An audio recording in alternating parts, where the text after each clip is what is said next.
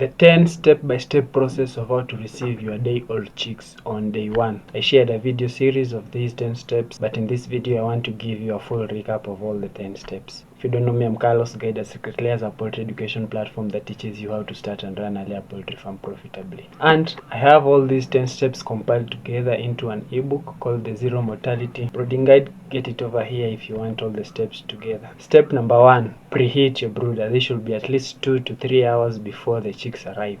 Step number 2, prepare glucose in water. This is to give your chicks energy since they'll be exhausted from the long trip from the hatchery to your farm. Step number 3, count your chicks.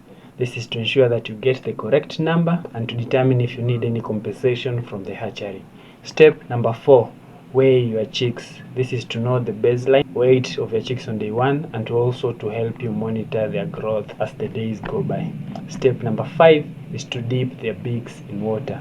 This is to help them know that this is water and help them to find it because they have to drink and they've never drank. Step number 6 is to introduce feed. Now this should be at least 2 hours after they arrive on your farm, and that's because the first thing that you want them to do is to drink the water with the glucose for energy first before they start feeding. Step number 7 is to monitor their crop fill. This is to ensure that they are actually drinking the water and eating the feed. I talked about the 4 ways with which you can fill the crop to know if they're actually drinking and feeding. Step number 8 is to provide light. Ensure that you have a backup plan and that light will be available for at least 20 to 24 hours on day 1 and throughout the brooding period. Step number 9, you have to monitor your chicks. You have to monitor first of all the brooder temperature.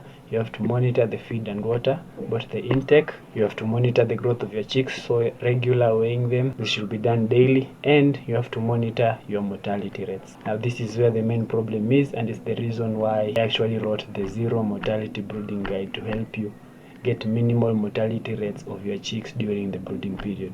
And finally, the last step, step number 10, is to make sure that you vaccinate your chicks. If they haven't been given the Marex vaccine at the hatchery, you have to make sure that you give it on your farm on day 1.